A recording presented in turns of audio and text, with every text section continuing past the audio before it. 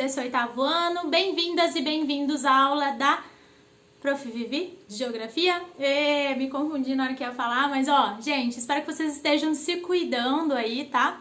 Lavando bem as mãos e ficando bem longe desse coronavírus, beleza? Bom, gente, olha só.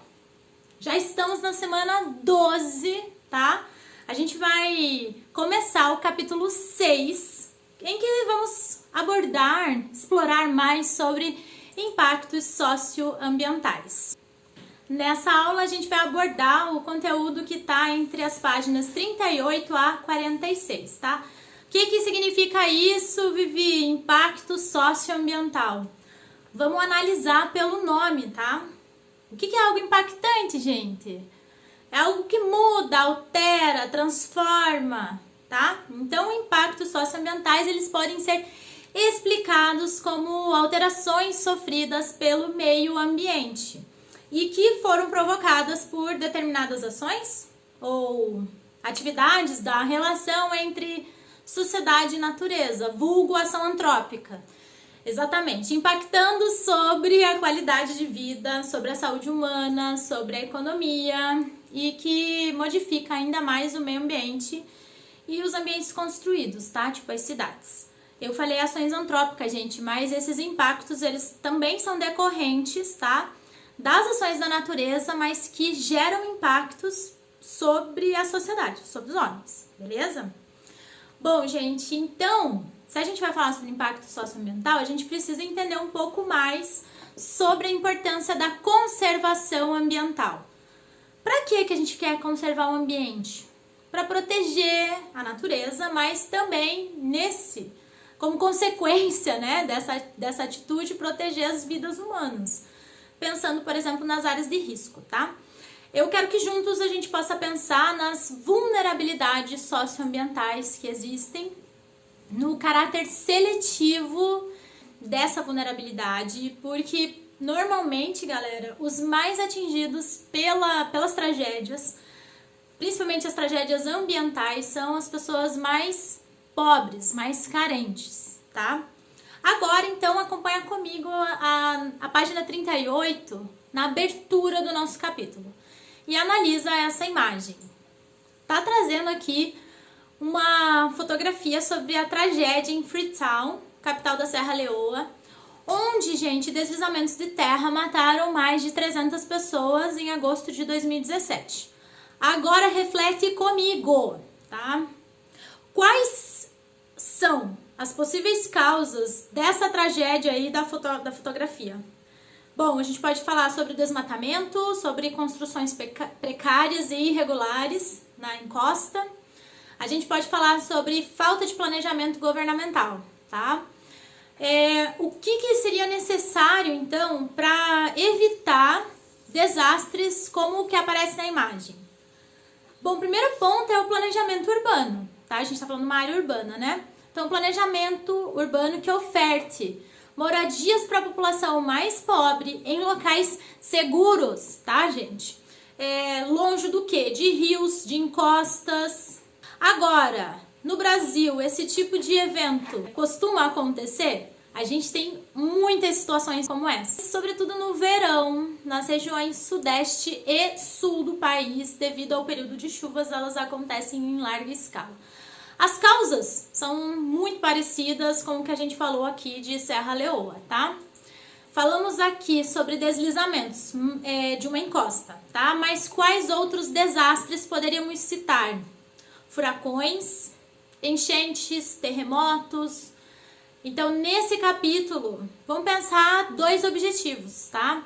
O primeiro vai ser de demonstrar a importância da conservação ambiental como medida necessária para reduzir os impactos socioambientais associados tanto aos fenômenos naturais quanto àqueles produzidos pela ação antrópica. E o segundo vai ser da gente conhecer um pouco mais sobre os impactos socioambientais na América e na África, comparando e explicando a forma como as sociedades reagiram a estes impactos, tá? Ponto importante a refletir sobre a importância da conservação. Tá? Isso envolve questionamentos sobre o estilo de vida. Exatamente, galera. e também sobre o uso de recursos naturais. Então, ficar viajando de avião para um lado e para o outro nesse mundão aí tem um impacto enorme. Pensar a conservação dos locais, e principalmente os locais mais vulneráveis, é super relevante, né? Quais seriam exemplos dessas áreas? Eu já falei, vegetação das encostas, acho que é a terceira vez que estou falando isso. Isso reduziria os deslizamentos de terra, tá, gente? Ações preventivas são bem importantes e essenciais. Então é melhor proteger do que remediar, não é mesmo? Porque a gente está evitando que vidas humanas estejam em risco nesse sentido. E quando que começou essa ideia de proteger, conservar, preservar? Desde a antiguidade, tá, gente? Com a criação de áreas em que não era para exploração. Aí eu vou trazer um exemplo aqui para vocês que tá aí no material, que é o Parque Nacional de Yellowstone, nos Estados Unidos. Ele foi criado em 1872 e aí outros países passaram a seguir o mesmo caminho, inclusive o Brasil. E aí, pegando o exemplo do Brasil, então, trouxe alguns parques aí que eu acho bem interessantes.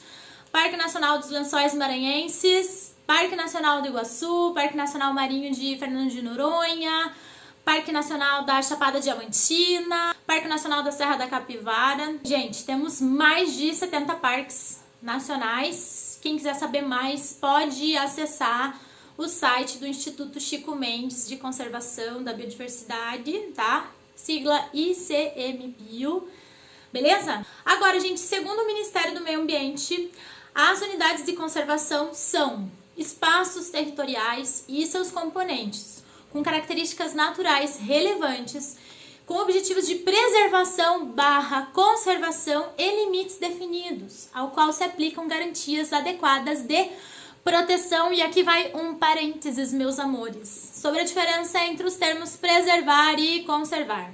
Porque conservar, gente, vem da ideia do uso racional e sustentável de uma área, tá? E a ideia de preservar vem do pensamento de isolamento dessa área para proteção total e integral do ambiente, tá? Então, a maior parte dos parques nacionais, por exemplo, no Brasil, eles são unidades de conservação. Nessas unidades de conservação, há uma área em que se tem a preservação total, então não pode fazer nenhum tipo de uso e exploração, mas você tem outras áreas, por exemplo, que são destinadas para pesquisa, para turismo, para esse tipo de exploração. E também em alguns parques existem remanescentes da população que estão lá antes da criação do parque e que de alguma forma é feito um plano de manejo para que façam um uso sustentável daquele lugar. Seguindo, então, a gente tem que pensar nas ONGs, tá? Elas têm papel importante, gente. Então, aqui vocês já devem ter escutado falar da WWF, tá? Ela tem várias ações bem famosas. Essa ONG, ela usa o conceito de ecorregião. O que é isso, então, tá? É uma unidade de terra ou água relativamente extensa onde exista um conjunto característico de comunidades naturais que vivem por meio do compartilhamento de espécies, dinâmicas e condições ambientais, tá? Ou seja, é um lugar onde a riqueza biológica é estratégica para a conservação, beleza? Essas regiões que a WWF criou, né, elas funcionam como unidades de conservação, só que numa escala regional, tá? Vocês podem compreender um pouco mais sobre isso no mapa que tem no material de apoio e você vai usá-lo para fazer uma das atividades dessa aula, tá bom? Então, aproveita lá para explorar.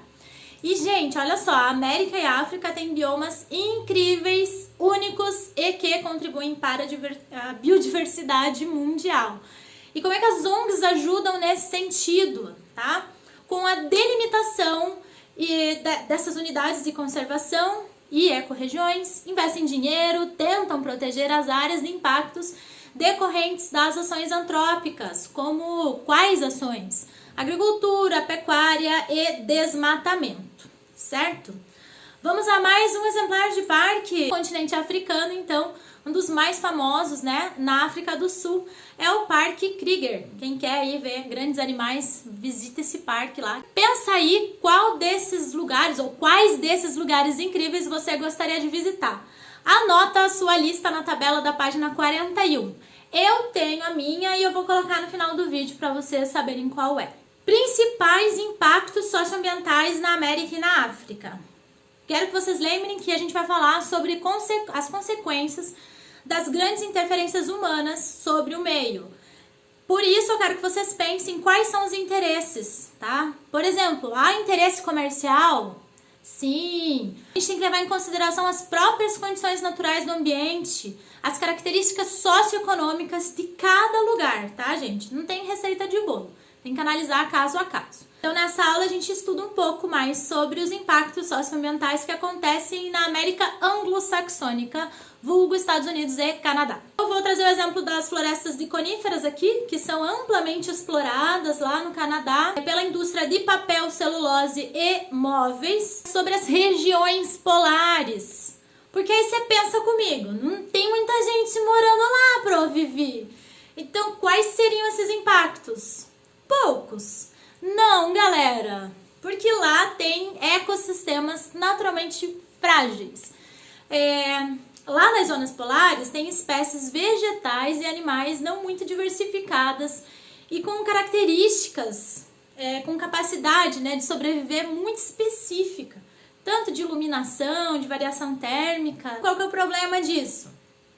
O problema é que assim, ó, é um ambiente bem natural, selvagem, contudo, apresenta grandes sinais das influências antrópicas em muitas das suas paisagens, tá? Por exemplo, a presença de metais pesados concentrados nas geleiras da Groenlândia e em focas do Ártico. Tem com o aumento da temperatura das águas e da atmosfera, as regiões glaciais estão sendo muito afetadas. Então você tem o recuo da calota polar, que é aquela espessa camada de gelo, e aí isso expõe, gente, novos e importantes depósitos de minerais e pedras preciosas. Isso é um problema, né? Porque quem que vai explorar isso? Exato, e que vai explorar? Como vai explorar, né? Também a gente tem que pensar nas espécies que têm dificuldades para sobreviver nessa mudança de temperatura, e isso gera desemprego, e a população sem emprego acaba indo embora. Então reduz a população local e essa população vai para outros centros, tá? Bom, o degelo do Ártico cria uma disputa geopolítica. Porque assim, ó, como eu falei, quem que vai explorar? Agora vamos dar nomes, né? Petróleo, gás natural, ferro, carvão, urânio, ouro. Então, fica aí para vocês pensarem sobre. Já que estamos falando, então, sobre o Ártico e que falamos, chegou no assunto água. Então vamos pensar nas águas oceânicas e nos contaminantes delas. É complicado isso. Olha só, em ecossistemas marinhos da América do Norte ocorreram 2 grandes vazamentos de petróleo. São considerados os maiores registrados na América do Norte, tá? Em 1989, na costa do Alasca. E em 2010, quando explodiu uma plataforma petrolífera no Golfo do México, ao sul dos Estados Unidos e a nordeste do México, tá? Então, depois do acidente, gente, que foi bem complicado, vazou muito óleo, aí foram tentar limpar, né, a área para quê? Para mitigar os danos. Então, você pensa, 3 meses vazando óleo no mar, e aí, simples de limpar isso? Não, né? Os impactos foram enormes, tá? Falando nisso, boa parte da poluição que contamina o litoral vem do continente. É isso mesmo, né? Ele viaja muito tempo, mas acaba chegando até o mar. Então, gente, olha só. O descarte de resíduos em locais inapropriados, ele tem um caminho. Ele chega até os rios, em algum momento ele vai chegar nos rios. Depois aos mares, tá? E eu não tô falando só de lixo produzido pela sociedade comum, tá? Porque fica parecendo que daí a culpa é só da sociedade, tipo, pessoas. Não, as indústrias estão em peso nessa produção de resíduo e que contaminam os oceanos. Vamos pensar nas áreas portuárias, que geram inúmeros impactos. Poluentes da navegação marítima, da exploração de minérios do fundo do mar. Aqui vem uma informação bem relevante, tá? A costa leste dos Estados Unidos, no Atlântico, como a oeste no Pacífico, apresentam as áreas oceânicas mais degradadas do mundo. Isso mesmo. Agora, já ouviram falar de uma grande ilha de lixo que existe no Oceano Pacífico? Pesquisa aí, gente. Complicada a situação. Próximo tema, já que a gente falou sobre isso, né? Vamos para a atmosfera, então. Em 2005, a passagem do furacão Katrina causou o mais grave desastre socioambiental da história dos Estados Unidos, tá? Quase toda a área urbana de Nova Orleans foi rapidamente tomada pelas águas. Isso chegou a 80%, tá, gente, da área urbana. Principalmente as áreas situadas abaixo do nível do rio. Foram muitas mortes, centenas de milhares de pessoas ficaram desabrigadas e 134 mil casas foram destruídas, principalmente devido ao rompimento dos diques que barravam as águas do rio Mississippi. Já falamos sobre ele em aula anterior. Assim como no caso do degelo das calotas polares, muitos climatólogos associam o aumento da intensidade e da frequência desses eventos considerados extremos, como a passagem do Katrina, tá? Ao processo de aquecimento das águas oceânicas, do aquecimento da atmosfera e de outras possíveis mudanças climáticas, tá? Causas naturais, antrópicas ou ambas. Tá aí uma super discussão que já tem bastante tempo, tá? E que vale a pena a gente entender um pouco mais. Para muitos pesquisadores, o aumento da emissão de gases do efeito estufa, como o gás carbônico, é considerado o principal fator capaz de aumentar a temperatura da atmosfera, tá? Então acompanha comigo essa anamorfose dos países que mais emitiram CO2 por fontes de energia entre 1850 e 2007. Para quem tem dúvida, a anamorfose é uma representação gráfica no planisfério e que o tamanho dos países é proporcional ao volume do elemento representado. No caso dessa anamorfose aqui, os países representados com maior tamanho são Estados Unidos, China, Alemanha, Reino Unido, Japão, e eles estão, gente, entre os que mais emitiram gás carbônico pelo uso de combustíveis fósseis. Quais são estes gases, esses combustíveis fósseis, né? Carvão e petróleo, tá, gente? E vamos pensar quanta diferença se compararmos aos países do continente africano e da América Latina, hein? Na página 46, vamos pensar sobre o microclima das grandes cidades e pensar nessa expansão urbana que gera o que, minha gente? Aumento da impermeabilização do solo, problemas como erosão em encostas, deslizamentos, inundação no fundo de vales, tá? Esse processo ocorre em todos os lugares da América e da África, tá? Então aqui a gente já ampliou a discussão. O que rola na atmosfera das metrópoles? Uma imensa quantidade de resíduos liberados pelas indústrias, pelo escapamento de veículos, e tudo isso vai fazer parte de um microclima com características que se diferem das áreas situadas do seu entorno, tá? Esse microclima, então, vai se caracterizar, por exemplo, por uma ilha de calor. O nome vem do formato mesmo, como se fosse uma ilha. Quando a temperatura aumenta nas áreas mais densamente construídas, tá? Também pode acontecer a inversão térmica. Lembram que falamos disso? Quando uma camada de ar mais frio se forma mais próxima da superfície e essa camada impede a subida do ar mais aquecido e rente ao solo, de modo que a poluição fica estagnada sobre a cidade ao invés de dispersar. Consequências disso: aumento no índice de casos de asma, bronquite e outras inúmeras doenças respiratórias ou pulmonares na população, tá, gente? Outra coisa que acontece também perto das áreas industriais e de polos petroquímicos, tá? São as chuvas ácidas, afetando principalmente as plantas e as construções humanas, tá? Tipo quando aquelas estátuas ficam meio esverdeadas, assim. Bem, os impactos socioambientais são inúmeros, a gente vai continuar nessa temática na próxima aula, tá? A atividade dessa aula da semana 12, anota lá. Eu vou pedir que vocês façam a sessão cartografar da página 41 e 43, da página 46, o exercício 1, 2 e 3. Na sessão hora de estudo, da página 53, o exercício 1, e no seu livro de atividade, minha gente, página 22 e 23, exercício 2 e 3, página 24, exercício 5. Parece bastante coisa? Parece, mas vocês vão ver que tem tudo a ver com o que a gente conversou aqui E tem algumas imagens e mapas ilustrativos que vai te ajudar aí a entender um pouco melhor do que nós falamos, tá bom? Bom, o SP com você tá aqui para te auxiliar nos estudos em casa.